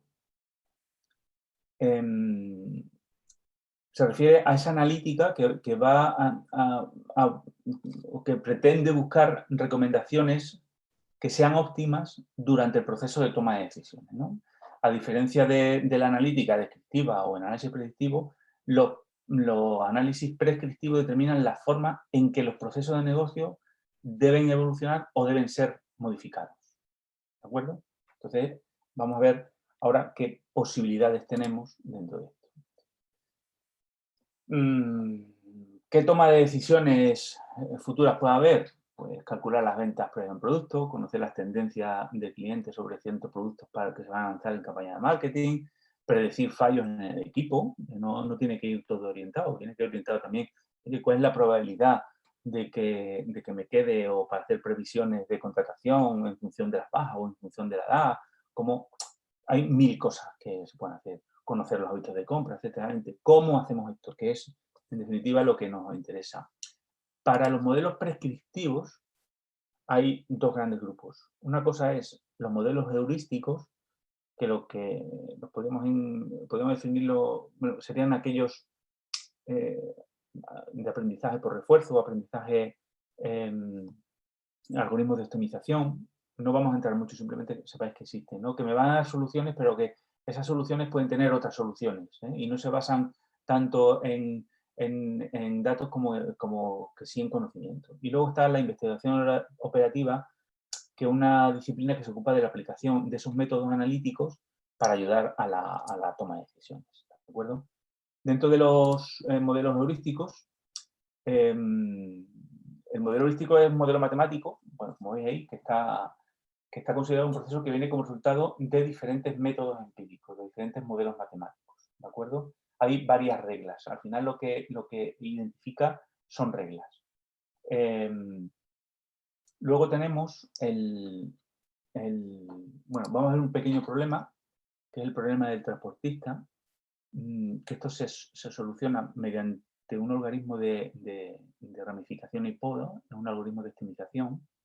Y imaginaros, tenemos un transportista que quiere ir desde un sitio a otro, desde el origen, el punto 0, hasta el destino, que es el punto 6, no hay un camino directo y tiene que pasar por varios puntos que tienen un coste asociado a esos puntos, a esos pasos. Pues, por ejemplo, pues a gasolina. Del punto 0 puedo ir al punto 1 y me cuesta 5 euros, por ejemplo. Esto podemos interpretarlo así. Del 0 al 3 y me cuesta 3 euros, y así con todos.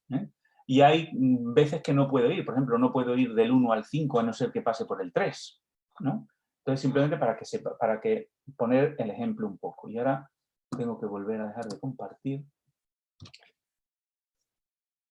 Irme aquí. Bien. Y ahora tendría que compartir otra vez. Que es este. Bien, aquí, ¿qué hace aquí? Bueno, esto ya lo tengo ya prehecho porque si no es un jaleo. Aquí lo que me hace es creo una matriz con los precios de los embarcaderos, asignando precios muy altos a sitios que yo sé que no va a poder pasar, ¿no?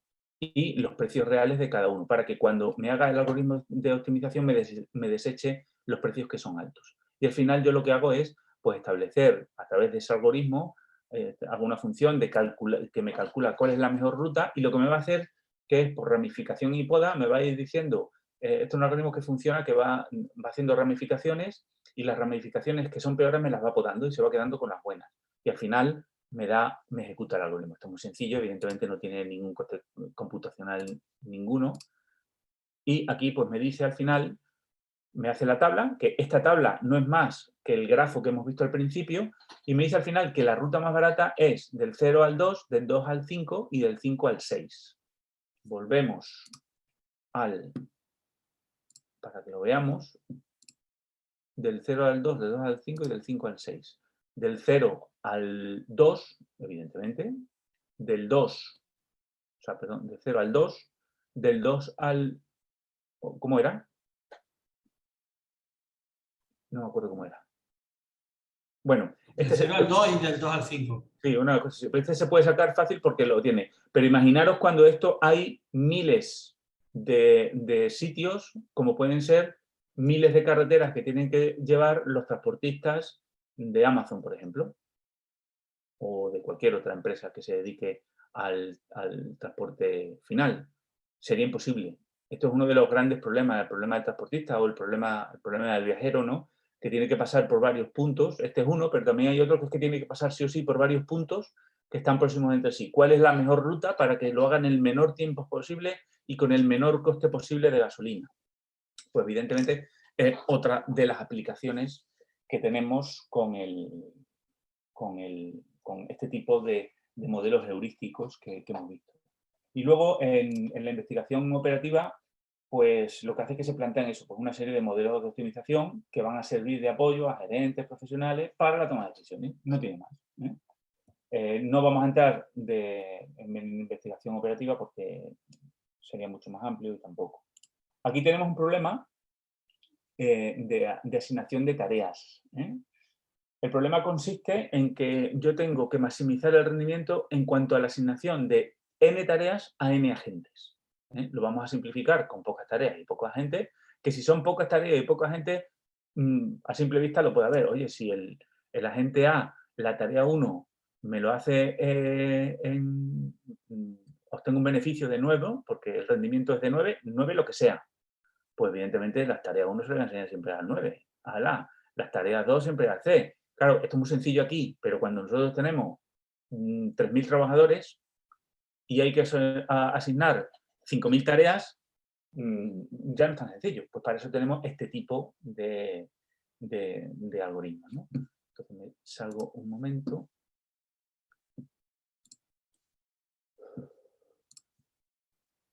que realmente este también es muy sencillo. Aquí, bueno, no lo veis todavía, ¿no? ¿Lo veis? No, de momento no. Esto que estás comentando se llama Analysis PERT, ¿Cómo? que si lo que nos acabas de mostrar, Sí.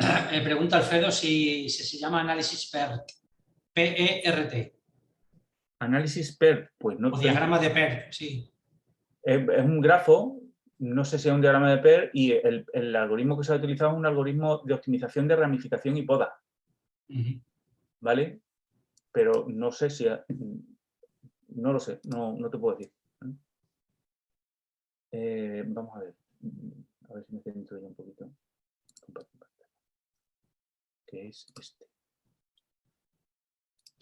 Bien, aquí lo que hay es la matriz que hemos visto, con los agentes y las tareas que hace. Y al final ejecuto, pues creo una función que me calcula las opciones, creo otra función que asigna las tareas en función del grafo, y luego muy parecido al otro, a través de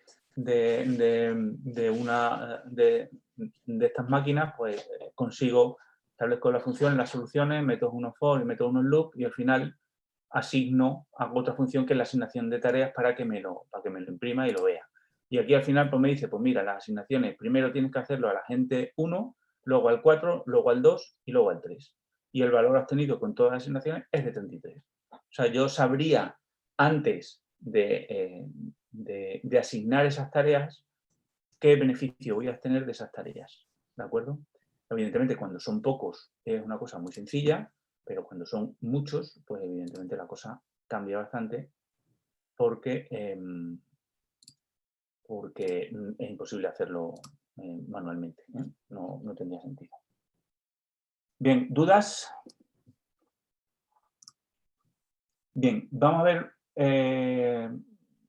una parte, el punto 7 de lo que teníamos, que es el ajuste del marketing objetivo. ¿Qué consiste esto? Pues identificar cuál es el público objetivo que tengamos en nuestra empresa o en nuestro desarrollo de negocio, ¿no? Un público objetivo son personas que van a compartir ciertas características. Y lo primero que para satisfacer a estas personas tenemos que conocer esas necesidades de esos clientes con bastante precisión, ¿no? Hay muchas características que pueden ser utilizadas, pues como por ejemplo la edad, el género, el lugar de residencia, la ocupación, el estado civil. O sea, hay una multitud, o incluso las valoraciones, los intereses. Y luego, pues, a partir de ahí, nosotros vamos a desarrollar cuáles son nuestras estrategias, ¿no? Una vez que realmente la definición del público objetivo es una determinación y una delimitación de los clientes que son relevantes para la empresa, ¿no? Y por otro lado, el propósito del análisis del público objetivo es reunir aquellos datos detallados del público objetivo que ya los tenemos establecidos para seguir consiguiendo ese público que es realmente el que nos interesa. Cuando hablamos de análisis del público objetivo, tenemos que ver de dónde podemos extraer pues, esos datos relevantes que puedan ser para las pymes. Seguramente esto vosotros lo tenéis más que conocido y seguro que controláis muchísimo más que yo en este sentido, pero bueno, vamos a repasarlo. Pues podemos empezar desde el número de visitas de la página. ¿Cuánta gente ha visitado la página y a qué hora y por qué? Luego podemos investigar por qué. Los rebotes que ha habido de una página a otra. ¿Cuánta gente sale de la página e inmediatamente puede entrar? Que a lo mejor es que no me interesan ese tipo de clientes cuando luego le metan un algoritmo de clasificación con otros datos para saber qué son, ¿no? ¿Cuántos clics se han hecho? ¿Cuántas veces se ha compartido? Los formularios, si se rellenan, si no se rellenan, si están completados. A través de un CRM, ¿no? Un gestor de relaciones con los clientes, ¿no? Que también es una herramienta que es muy utilizada, pues bueno, pues eso para la gestión de contactos, gestión de venta, productividad y muchísimas cosas, ¿no? Evidentemente, pues aquí datos de cliente, el volumen de las facturas, transacciones. El CRM, bueno, pues permite eso, gestionar las relaciones con los clientes ayudando pues, a crecer a las empresas. Hay varios tipos de CRM, ¿no? CRM lo podemos ver el constructo pues, como una tecnología, pero también como una estrategia y también como un proceso. Eso ya en función de, bueno, pues de lo que vayamos viendo. Luego las redes sociales, pues todas las redes sociales, imaginaros toda la posibilidad que hay de ajustar y de sacar información de las redes sociales, ¿no? ¿Por qué? Primero por la inmediatez que tenemos y sobre todo si trabajamos en flujo en tiempo real, ¿no? Acordaros de ese Apache Spark que trabajaban en tiempo real. Segundo, la viralidad que pueda tener o no las acciones que se hagan, la conversión de esa información, la diversidad de voces y la diversidad de opiniones que pueda haber. Y luego, evidentemente, también tiene unos riesgos, ¿no? Porque muchas veces son un poco rigurosas en la identificación y cuando nos metemos para registrarnos en una web, pues me llamo Pato Donald. Muchas veces el desconocimiento de la fuente de esa información, confundir entre opinión e información, que eso es importante, y luego una información que generalmente pues, va a estar sin estructurar y vamos a tener que estructurarla, ¿no? Otra manera de ver las cosas es pues, mediante esa comunicación personal, a través de mail, a través de teléfono, a través de entrevistas. No hay que descartarla ni muchísimo menos, ¿eh? Eso hay que tenerlo en cuenta. Y también a través del Internet de las cosas, ¿no? Pues se refiere a esa comunicación de... Bueno, es Internet de las cosas que tiene varios protocolos de comunicación, como sabéis, el M2P, que es de máquina a persona, el M2M, que es de máquina a máquina, y el P2P, que es de persona a persona, ¿no? Evidentemente con las particularidades, ventajas y desventajas que tiene cada uno de ellos en función de las cosas que vayamos a utilizar, ¿no? Los dispositivos telemétricos o los sensores de telemetría o de biometría se hablan entre ellos para luego hablar con nosotros y luego nosotros hablamos con otras personas. O sea, fijaros que es una red importante, ¿no? Otra de las partes que podemos encontrar pues a través de e-commerce, pues con los clientes, los carritos de compra abandonados y los exitosos, ¿por qué son abandonados? ¿Por qué sí? ¿Por qué no? ¿En qué fecha son abandonados? O sea, ¿en qué momento, en qué hora del día son abandonados? ¿Cuál es la edad de los que lo abandonan y por qué? ¿No? ¿Dónde viven? ¿Sector? ¿Población? ¿Barrio? Ya sabéis. El volumen de compra, las ventas cruzadas que se puedan establecer. Y luego también tenemos una serie de cosas que quizá estén un poco más en desuso, entre otras cosas porque valen más, o sea, son más costosas desde el punto de vista de la implementación, que son las encuestas, ¿no? Para las encuestas, pues hay muchas que son gratuitas, otras que no. Se pueden llevar a cabo la mayoría de una manera anónima. El método es un método probado de análisis de público objetivo, que está bien.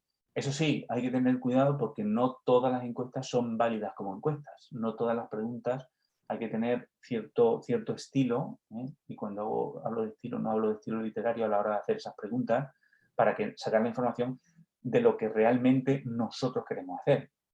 Una encuesta no es lo primero que se nos oculta y ¡hala!, se cuelga, no. Una validación, o sea, una encuesta tiene que estar validada, tiene que cumplir unos criterios de viabilidad. Es decir, que sea entendible, que sea lógico, tiene que cumplir unos criterios de fiabilidad. O sea, aspectos de consistencia interna, consistencia intraobservador, consistencia interobservador, a través de análisis estadístico, bueno, se puede hablar con el índice de capa o el cojones, bueno, hay muchos, ¿no? Y luego tiene que tener una validez como tal, una validez lógica, una validez de contenido y una validez de constructo, que evidentemente también hay maneras de hacerlo, pues con otros profesionales, sometiéndolo a un comité de expertos, que el comité de expertos, que aparte tiene que ir a la NASA, no, comité de expertos son gente del mismo ámbito empresarial o de otras empresas, compañeros de agrupaciones de empresas, que evidentemente son los expertos en el tema y dan su visión de pues, si es lógico, si tiene un contenido adecuado y no. Y luego también tenemos las entrevistas. Es más cualitativo, es más un instrumento de investigación cualitativa. Evidentemente, es mucho mayor esfuerzo que las encuestas porque requiere más una persona que lo haga, etcétera. No son anónimas, que puede ofrecer puede ofrecer problemas a la hora de ciertas preguntas. Y también generalmente se limitan a un número más pequeño de personas, pero que a lo mejor es interesante hacer entrevistas con clientes premium que tengamos, Pues para identificar otra serie de variables que se nos escapan con todo esto, con todas estas maneras que tenemos de obtener información, y en el face-to-face pues podemos identificar una serie de variables que nos van a ayudar a entender cómo funciona o cómo se puede comportar otro público objetivo que evidentemente nos interesa como empresa, ¿no? Tenemos también la investigación online, pues a través de Google Analytics o técnicas de scrapping o empresas que se dedican a eso, ¿no? Y evidentemente pues van a proporcionar mucha información que es valiosa y que la tenemos y que no la podemos dejar de utilizar. Ahora, por último, vamos a ver unos casos de éxito de empresas para que veáis, pues bueno, cómo realmente todo esto que os he contado desde el principio hasta el final, pues muchas veces tiene su explicación y hay empresas que lo utilizan, ¿no? Que ha habido. Os pongo unos ejemplos, hay muchas más, evidentemente. Incluso vosotros podéis tener algún ejemplo que contar vuestro que hayáis implementado. Pero bueno, vamos a empezar con algunas. Pues mira, por ejemplo, tenemos aquí Netflix, ¿no?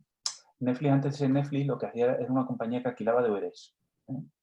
Y tenía una característica, que en los DVDs la suscripción era muy barata y que no cobraba multas cuando el cliente se retrasaba en la entrega, a diferencia de otras, ¿no?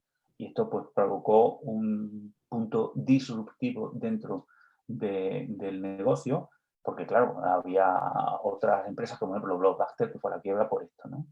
Entonces los fundadores, Netflix, los técnicos de Netflix se dieron cuenta de la importancia de los datos. Y en 2008 lanzaron un premio, el premio Netflix, que consistía en ofrecer $1 millón al grupo de científicos o de técnicos o de ingenieros informáticos que ofreciera el mejor algoritmo para predecir cómo calificarían los clientes una película en función de las calificaciones anteriores. ¿De acuerdo? ¿Qué ocurre? Que de ahí en adelante pues empezaron a usar, y el Big Data es una ayuda a Netflix bestial, porque empezaron incluso a generar contenido como la serie House of the Card, que se diseñó a partir de resultados de Big Data Analytics. Es decir, a partir de ver cuáles eran las calificaciones que habían tenido sobre qué tipo de películas y identificar los patrones de esos tipos de películas, hicieron una serie que tuviera la mayor parte de variables que tenían el resto de series que habían sido más vistas anteriormente en función de los gustos de cada cliente. O sea, fijaros hasta qué punto digamos que es una creación artificial, pero en la trama de la película, los personajes y todo se creó por los gustos que tenían el resto de suscriptores de Netflix, ¿no? Se estima que con todos los algoritmos que utilizó para este sistema de recomendación, ayudan a Netflix a ahorrar aproximadamente $1.000 millones al año a partir de la retención de clientes. O sea, retienen clientes debido a los algoritmos, retienen clientes y esa retención de clientes le ofrece un beneficio de $1.000 millones. Esto en 2018, en la fecha de 2018. Luego, Global Pulse, que realmente es una organización, bueno, esto viene a través de la Organización de las Naciones Unidas, etcétera. Global Pulse, que es una iniciativa de las Naciones Unidas, se unió con otra empresa, con SARS, y que se encargan también de aspectos informáticos de desarrollo sostenible, y lo que hicieron fue lo que comenté al principio. Hicieron un análisis en Irlanda para ver el estado de ánimo en la red, cómo influía en los picos de desempleo.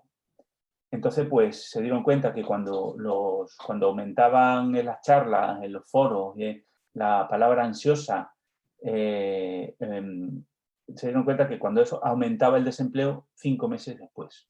Y que cuando aumentaban en las charlas la palabra confusa, había un pico, iba a haber un pico de desempleo 3 meses después de que eso ocurriera. Evidentemente, imaginaros la potencia que tiene eso y imaginaros eso, trasladar eso a vuestras empresas. a través de comentarios de Twitter, la importancia que puede tener en cuanto a caída o subida de ventas. Pues realmente esto se hace, pues eso, con un análisis de sentimiento, como comentamos en su momento, ¿no? Luego también tenemos otras, como por ejemplo Shell. Shell tenía el problema de Shell, de la petrolera, era que tenía piezas que tenían que ser reemplazadas, ¿no? Y se reemplazaban solamente cuando empezaban a fallar, teniendo un problema de stock y teniendo un problema de inactividad de las máquinas el tiempo que estuvieran paradas. ¿Qué hizo? Pues simplemente que desarrolló una plataforma basada en un software de varios proveedores que ejecutaron modelos predictivos para predecir cuándo una pieza se iba a estropear. Y en base a esa predicción establecían los stocks de las piezas y en qué situaciones geográficas se tenían que almacenar para que tuvieran una rápida, o sea, llegaran rápidamente a la fábrica. Y con eso pues ahorró pues también muchísimo dinero, que no sé cuál es la característica, pero para que hagáis una idea, Shell hizo una reducción del análisis de inventario de 48 horas, que era lo que tardaba con un sistema analítico normal, a 45 minutos. Y evidentemente el 35, otro ejemplo es Amazon, que el 35% de sus ventas anuales provienen de las recomendaciones de productos. Amazon también utilizó el problema del viajero para la distribución de sus productos. El problema del viajero, sin embargo, es un problema que no siempre se resuelve porque, bueno, sabemos que esa solución, pero a lo mejor hay otras, ¿no? Porque evidentemente, dependiendo de las características del conductor, del sitio, de la población, de la nacionalidad, pues cambian, ¿no? Luego también tenemos otras como UPS, que aquí ahorró 5 millones de litros anualmente por poner algoritmos del problema del viajero. O sea, le decían a sus transportistas desde dónde, por dónde y hasta dónde tenían que llevar, cómo tenían que llevar para optimizarlo. Starbucks también, a través de generar análisis demográficos, le sirven como planes de mercado y apertura de nuevas tiendas en diferentes sitios. Nike aprovechó todos los datos de su aplicación para conocer mejor a su público y lanzar productos que iban encaminados a obtener esa preferencia y esas necesidades de mercado. Y luego hay una empresa, se llama Smart Step, que bueno, es una aplicación que en Estados Unidos, en Massachusetts, lo que hizo fue cotejar toda la información censal de cada barrio estadounidense. Y con ese Smart Step se consigue predecir en un 68% si va a ocurrir un crimen o no en un área determinada de Massachusetts, lo que permite pues, realizar un atlas de riesgo para saber en qué momento, porque esto va, no solamente te habla del sitio, sino también te habla del momento, te da una predicción. Una precisión de 68, pues a lo mejor matemáticamente no vale para nada, es muy malo, pero una precisión de 68 para evitar pérdidas humanas o robos o ladrones, simplemente porque en la zona esa las patrullas vayan más por esa zona y hagan un efecto disuasorio, pues desde el punto de vista de gestión sí tiene sentido aplicar. Esto a colación de lo que hablábamos de las métricas, si eran buenas o malas a partir de un determinado número, ¿no? Bien. Y bueno, aquí tengo, esta es la penúltima diapositiva y evidentemente, pues bueno, esto es, espero que todos vosotros hayáis conseguido, bueno, aumentar y tener una visión distinta de la que teníais. Espero haber podido transmitir o una parte de los conocimientos que tengo de la mejor manera posible. Y bueno, cualquier duda que tengáis, pues ahora es el momento. Eso es gracias en código binario, una tontería de la mía.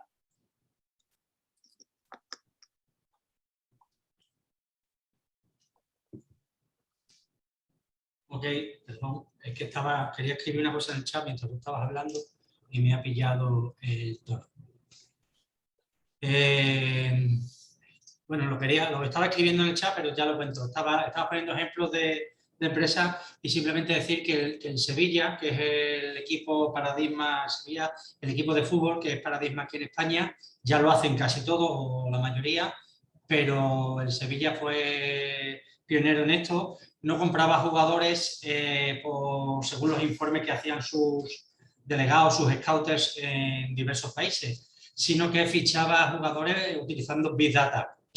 Y tanto es así que con los modelos predictivos que ellos usaban, se podían adelantar 4 y 5 años incluso a la eclosión del jugador que explotara, que fuera un boom, se adelantaba 4 o 5 años, con lo cual siempre iba por delante con arreglo al resto de equipos, y lo hacía eso, utilizando Big Data. Ahora sé que hace poquito Real Madrid acaba de firmar un acuerdo con Telefónica para hacer ese tipo también de uso del Big Data para la hora de fichar jugadores, porque saben que con 3, con 4, con 5 años de antelación pueden predecir si un jugador va a ser un crack mundial o no va a ser un crack mundial. Y es lo que estaba intentando escribir, pero me ha pillado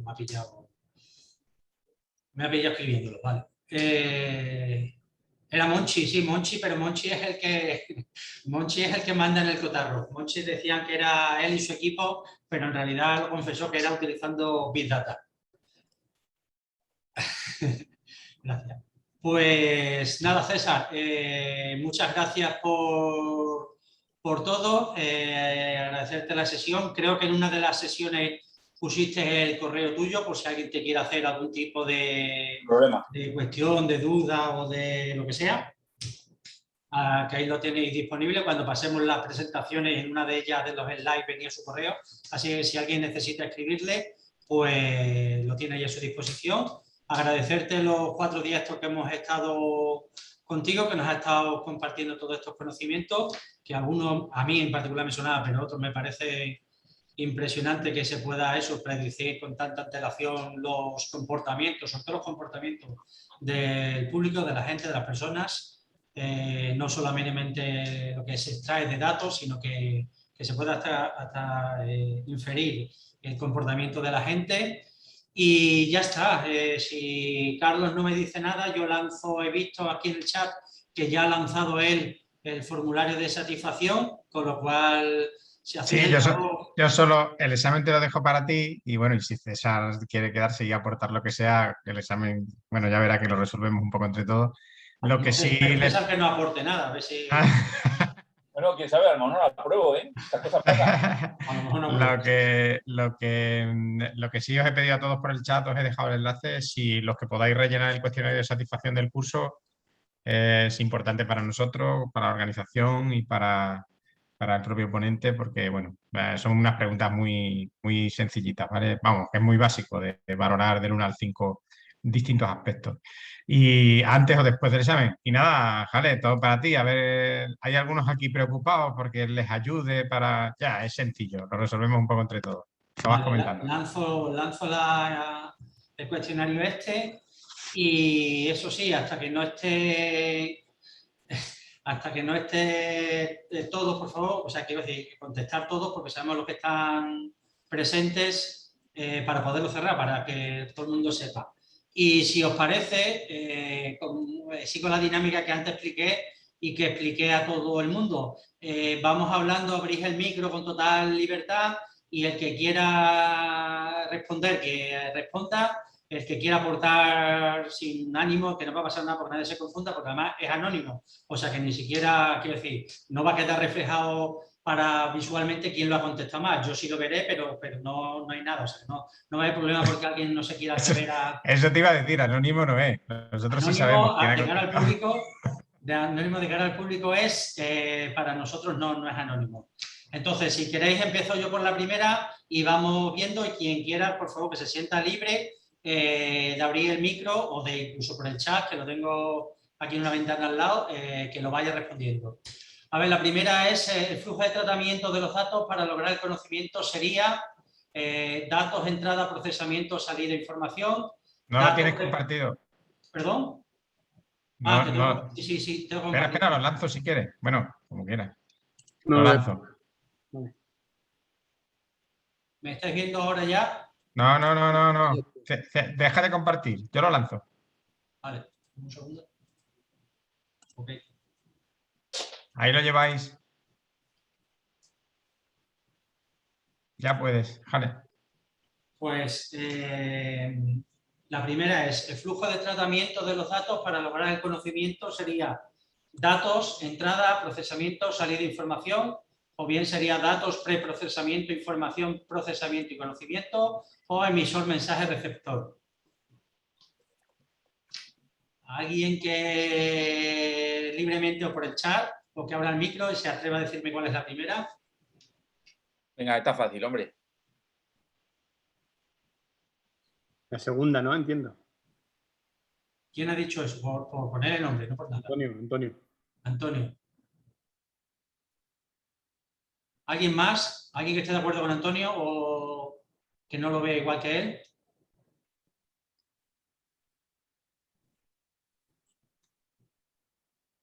Se contesta... Oye, una cosa.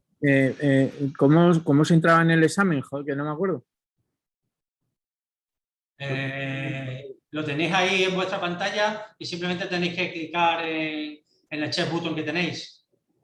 Vale, perdona, que la tenía oculta. Joder, vale. Tú puedes, Carlos, dicen que no hay opción de marcado.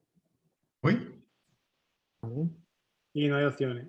Yo veo la pantalla, pero ahora no la veo. Hay algo Pues, raro. Es que no se podía marcar. pues un momento. Vamos a relanzar la votación. A ver si ahora. A ver si podéis. Ahora sí deja, ahora sí. Venga, vamos allá. Error mío. Sorry. Vale, vale. No te lo tendremos en cuenta, venga, va. Vale, pues... Venga, el 2 entonces. no, yo para mí es la primera. No, yo creo que sí, es la primera, sí. Sí, la Sí. primera. Es la primera. Sería datos, entrada, procesamiento, salida, información. Ok. Tipo de datos. Vale, gracias a lo que vais contestando. Ok, José María. ¿Qué tipología de datos existen?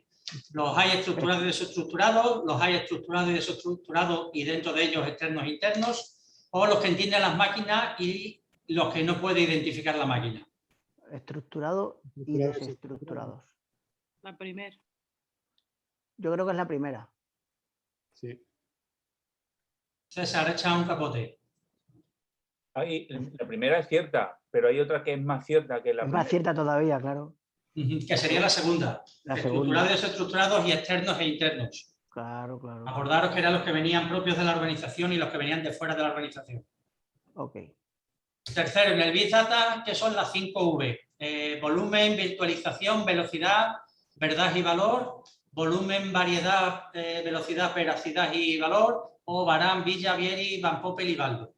Claramente la 3. Es la 3. Ahí no hay duda, vamos. Falta Van Basten. No, Van Basten era con B, coño. Ahora, joder, pues La 2. Baldo lo puse porque no me salía otro con V. Digo, que poco conocimiento tengo de esto. Volumen, variedad, velocidad, veracidad y valor. Exactamente, Javier. Esa sería la segunda opción con esas terminologías. Gracias. Siguiente pregunta. La velocidad en Big Data se refiere al ritmo en que los datos de entrada fluyen desde las diversas fuentes, como procesos de negocio, máquinas, sensores, redes sociales, dispositivos móviles, etc. ¿Eso es falso, es verdadero o esa velocidad se mide en petabytes por segundo?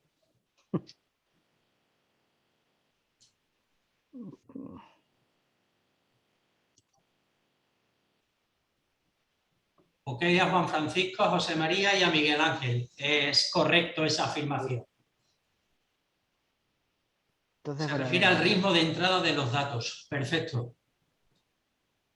Yo creo que la 5 es mejor no dar pistas. Vale, venga. ¿Qué es un Dirty Data? Es un baile famoso de una película con Patrick Swayze de protagonista. Es un dato sucio, pues aquella información que es errónea, inconsistente o incompleta. Venga, va. Aquí ha habido un poco de discusión por parte nuestra, pero bueno, yo no digo nada, a ver cuál. Patrick Swayze no es, Miguel Ángel. La 3. Venga, va. Es la 3. Es cierto que dato sucio es un dirty data, o sea, como traducción literal sería eso, pero la más completa, la que aporta algo más, es la tercera, que haya información que es errónea, inconsistente o incompleta, ¿de acuerdo? Sería la tercera. Sexta, cuando utilizamos una base de datos no SQL. Cuando tenemos datos no estructurados, cuando tenemos una cantidad de datos cuyo tamaño es muy grande o ambas son correctas. Las dos son correctas. ¿Quién dijo eso? Antonio. Que no veo, tengo tanta ventana. Antonio. Ok, Antonio, pues Antonio, Ana, que estoy viendo por el chat, María, esa exactamente es la correcta. Las dos definiciones son las que se ajustan, con lo cual la C, la tercera. Séptimo, define un uso específico para los datos antes de su carga y representa una imagen resumida del negocio organizado por áreas y está altamente transformado y estructurado. Esas son características de un data warehouse, de un data lake o ninguna de las anteriores. Esta es para nota. Sí. Sí, de hecho, el ritmo del chat ha disminuido un poco. 3-2, 3-2. No sé. Me quedo, no, es la 2, la del data lake. Vale, vale. Esas son las definiciones propias de un data lake. Vale. Siguiente, ventajas del Big Data. Velocidad en la toma de decisiones y mejora de la estrategia y los costes, planes estratégicos inteligentes de marketing y vinculación de clientes, o C, todas son correctas. Todas son correctas. ¿No? Efectivamente, todas son correctas. Bien Samuel, bien Joana, que os estoy viendo ahí con el otro ojo, os estoy viendo en el chat. Y a mí no me ves. ¿Perdón, Javier? A mí no me ves. Estoy contestando, macho. Es que estoy leyendo por un lado y con el otro lado, con el ojo derecho, estoy leyendo las respuestas, no me da tiempo. Me tienes agobiado, macho. Bien Samuel, bien Joana, bien Juan Francisco. Estoy viendo, sí, sí. Bueno. Siguiente, la definición de modelo heurístico que acabamos de ver es un modelo matemático considerado como el proceso que viene como resultado de diferentes... que tengo cortado esto. De diferentes... métodos empíricos, los cuales casi siempre brindan una solución que es capaz de poder resolver el problema planteado. Ok, esa es una técnica que define el descubrimiento como fruto del azar y la serendipia, o es una escuela griega de pensamiento sobre la información, los datos y las artes. La primera. Efectivamente, es la primera. La segunda es justamente lo contrario, que se llama arendipia, que lo he aprendido. Y por último, la décima, en una pyme podemos obtener datos de un CRM, de la web, del Internet de las cosas, de conversaciones informales. Una pyme no tiene capacidad para obtener datos, se logran a través de APIs o comprando grandes bases de datos. O C, ambas son correctas. Cuidado que esta tiene trampa. Pues yo he puesto ya una. Esta tiene trampa. La primera.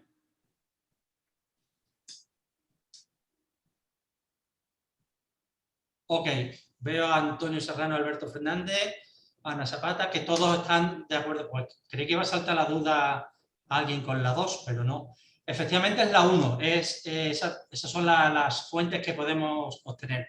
La 2 quería incitaros un poco a error, porque si una pyme sí tiene capacidad de obtener datos y lo lograría a través de APIs o comprando grandes bases de datos. Lo puedo hacer así. Lo que pasa es que la primera parte de la definición de la sentencia he puesto que no tiene esa capacidad. Efectivamente, si quisiera, sí tendría esa capacidad y lo haría a través de esa forma, a través de las APIs o comprando bases de datos.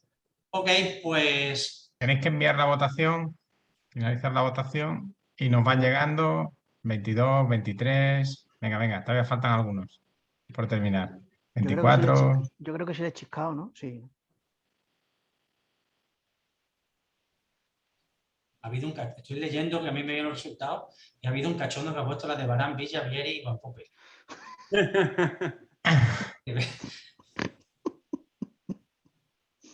Me dice esto que quedan 8 por contestar.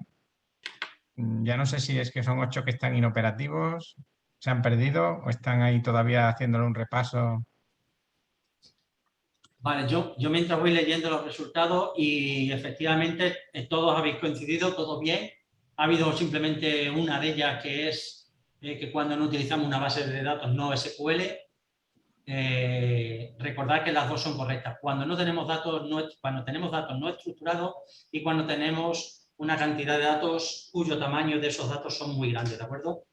Son las dos correctas. Por lo demás, todos coincidimos, habéis coincidido, salvo el Javier, y habéis coincidido todos en las respuestas. 28. María me pregunta por el chat que si le puedo confirmar si el suyo se ha enviado. En este momento no, bueno, tendría que irme al Excel que se genera, pero no en tiempo real no puedo.